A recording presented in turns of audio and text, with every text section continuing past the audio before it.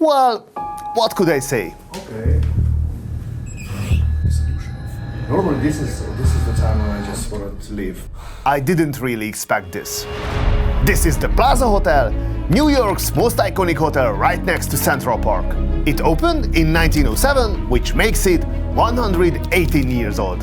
From the moment it opened, it became the most expensive and luxurious hotel in New York. It has appeared in countless movies and novels. Marilyn Monroe, the Beatles, Frank Sinatra, Michael Jackson all stayed here. But what I experienced here was beyond even my wildest dreams. We are heading to Manhattan, and even inside that, one of the most prestigious parts of New York. The Plaza is located at 5th Avenue, right beside Central Park, possibly the most famous urban park in the world. That alone tells a lot. All this scenery indicates that this is a one-of-a-kind place. And it is. Just look at that facade. I bet it lures millions of tourists each year. Damn, even I want to put that on my Instagram. But now let's jump back 135 years in time. The very first Plaza Hotel opens in 1890. But it doesn't last long. Just 15 years later, it is torn down. Too small, too old-fashioned. In 1907, the new Plaza rises. Bigger, grander, more glamorous. The construction lasted 27 months, costing over $12.5 million. Back then, it instantly became the place in New York. After the Roaring 20s, the Plaza kept its reputation as the place for high society. Even the Great Gatsby's world was inspired by this hotel. World leaders, musicians, movie stars, everyone comes through these doors. In the post-war years, it hosts grand galas, weddings, and cultural milestones. By the 50s and 60s, the Plaza wasn't just a hotel anymore. It's a stage for New York itself. Fast forward to 1988. Donald Trump buys it for $390 million. He calls it the Mona Lisa of hotels. Back in the early days, the Plaza had more than 800 rooms. But after the big renovation in 2008, many of them were turned into private residences. It currently has 282 rooms, including 102 suites. After more than a century, the Plaza still stands right here. 118 years of New York history, in front of our eyes, a timeless icon. Stepping inside, we face the fact: filming is forbidden. Exciting video ahead, guys, but don't worry, we figured it out. But this way you are missing out on me recreating the famous scene from Home Alone. I know, what a loss. Sorry about that. Anyway, this enormous lobby greets us. The chandeliers, the marble floor, the gold everywhere. Yeah, this is an icon for a reason. We can't record the stuff, but I have to tell you, they made a nice impression immediately. Very kind and professional service at the check-in. That's where I met Russell for the first time. Later, he has a special role in this story. Enjoy your stay, gentlemen. Thank you. The room waiting for us is called the Edwardian Suite. At first, I booked the standard room for 2 nights at $2,983. Then there was a nice offer to upgrade the suite for $956 per night. From the photos, it delivers that classic style, well-maintained, nicely renovated. But now it's time to see it with our own eyes. First impressions.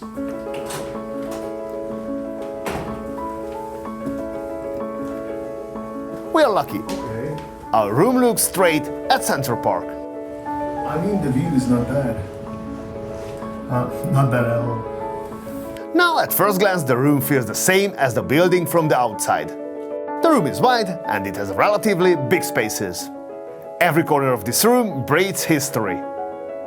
We have got a bedroom, a living room, a bathroom, and a separate toilet. After a few minutes in the room, a saying comes to my mind. All that glitters is not gold. I found a few things that shouldn't be there for this much money. Let's start with the things I actually liked.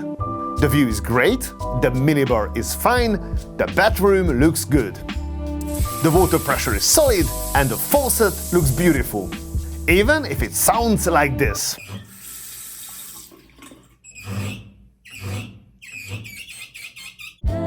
The toiletries are good quality and I really like the brand of the shower gel. It's really nice. Many of my pocket squares are from them. And I think that's the end of the list. Not exactly a long one. You could rightfully ask, what else to look in the room? Well, let's get to those things. Some elements looks a bit scratched and worn. The furniture was once beautiful, but not anymore. If you pay for luxury, you expect luxury, both in service and room quality. I don't expect golden toilets or champagne fountains, although this latter would be to my liking. But this room here could use a little refreshment. There are another small and annoying details that matter to me. I always pay attention to these wherever I stay. For example, the clock runs wrong, the curtain rod is loose. And I am a huge fan of perfection. And look at those towels. They aren't folded to the same size. Sounds minor and insignificant, I know, but it indicates how seriously they take this business. And at that moment, I didn't know what I was about to find. And look at that. These little flaws should never happen anywhere. Especially not in this price category. Not a single one, let alone this many. Obviously, it's super difficult to be perfect and to be precise. And especially in this huge building like this one. But, man, I can forgive the towers, obviously. Because it's just, but that's the difference between places and places. But the hair, come on. There is no holder, so I need to open my bag here. And on top of that, there is a strange smell in the room. I wanted to get one of my suites cleaned, but I changed my mind. And guys, it's still not over. You are probably wondering why I'm standing in the toilet with the phone in my hand. Run out of toilet papers or something? Nope, we actually got a call from the reception. And the phone is in the toilet. They asked me how I like the room. Well, that question triggered something in me. I think this is a perfect example of the broken window effect. When several small problems start to appear and no one takes care of them, people slowly stop paying attention and just get used to it. And that's when the decay begins. Yeah. Normally this is the time when I just wanted to leave, but anyway, this is it. Not exactly a great start, but let's go grab something to eat. Look at those dots. By this point, I was so focused on the mistakes, I started spotting them everywhere. We are heading to the famous champagne bar, which is beautiful, absolutely breathtaking. What is a bit strange is that it shares the space with the reception. People are coming and going, not exactly intimate. On the other hand, it's always buzzing. You get this metropolitan lifestyle feeling. So after all, it's a question of preferences. The setup looks nice on the table. Silver cutlery and custom-made Limoges plates. That's a big deal, but you can see the years on them. They serve champagne in flutes, which is not for me. As a big champagne lover, I have to say the selection is good. Nothing extraordinary, but we will be fine. The menu mainly features seafood. We asked them to recommend what's worth trying. That's how we ended up with the main lobster roll for $48 and the fancy-sounding Plaza Seafood Tower for $180. I really like the lobster roll. Fresh meat, creamy, tasty. But then a strange smell hits my nose. I start to realize where it comes from. After smelling everything on the table, I figured it's the king crab. There is a strong ammonia scent coming from it, which is not a good sign. And this is where all hell breaks loose. Since we can't film, let me illustrate it for you. So I told the waiter about the problem. He's chewing gum while he listens. Then he nods and calls the manager. The manager smells it and says, yes, it really stinks, so they will bring out another one, which also has the same problem. I tell the waiter again, and he goes back to the manager again. Then the manager says, I should talk to the chef. But come on, I am not here to talk to anyone. I am here to have a nice quality seafood. Still, the chef comes out. I explain that the crab leg is spoiled. They offer to bring a third one. But I say thanks, I will pass. I mean, giving the same wrong answer to a question won't solve any problems. So instead, we head out for a walk in Central Park. I love the atmosphere here. At least this doesn't disappoint. When I get back to the room, a handwritten letter from Russell is waiting for me, along with a few small bites. They apologize and assure me that in the future they will pay more attention. That's a nice gesture after all. There is still professionalism here. For dinner, we went to a 2 Michelin-starred restaurant, Chef's Table at Brooklyn Fair. Soon you will see a review of it on my other channel. But since you are already here, hit that subscribe button, because the best hotels in the world are coming. Thank you so much. And with that, night falls on us. I hope tomorrow's breakfast gives me a better experience.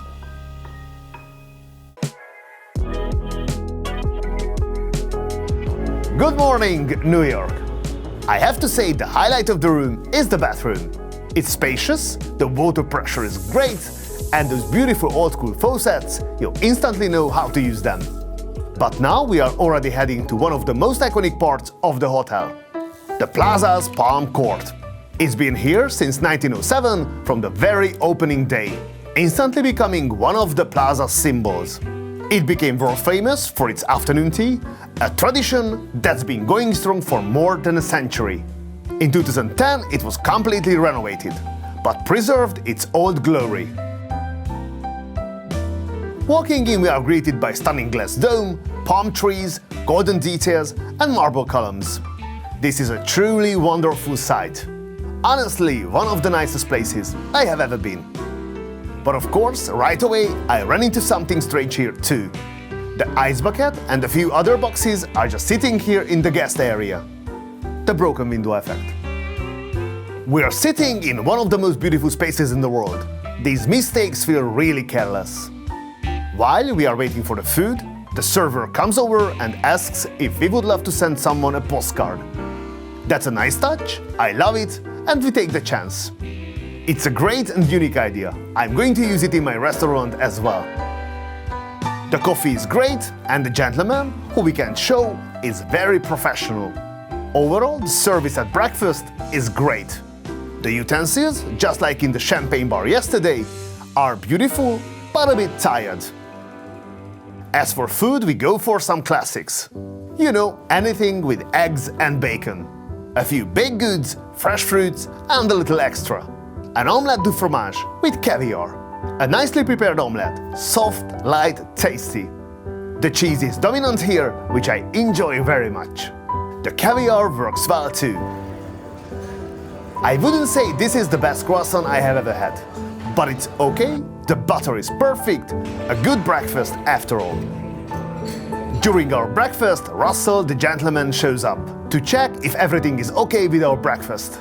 I can even call him Mr. Hospitality. When we get back to our room, another letter from Russell awaits us, along with some bonbons, wine and a few small gifts. A nice gesture, and I honestly appreciate it. Mr. Hospitality, again. I think he is one of those pros who still keeps this place running and cares about it. There was another guy during breakfast. He delivered an amazing service and showed true hospitality. You see, at the end of the day, it's always the human side that matters the most. What can I tell you after a strange experience like this? The competition in the luxury hotel scene of New York is really strong. The last major renovation was in 2008, almost 20 years ago. I think it's time for another one. I am not sure what their long-term plan is for this place, but in its current form, as a hotel, I don't think it can truly compete with Aman or Four Seasons. And we are talking about a city where $2,000 rooms are nothing unusual. To really stay in the game, history alone just isn't enough anymore. Despite everything that happened here, I still think it's worth visiting if you are in New York. You don't need to stay overnight to become part of the history. Have a drink at the champagne bar or book a table at Palm Court for afternoon tea. You can still feel a bit of what it was like to be the Great Gatsby. And that does it for this episode. Thank you for joining me. If you like this video, hit subscribe. See you next time. You can call me stupid.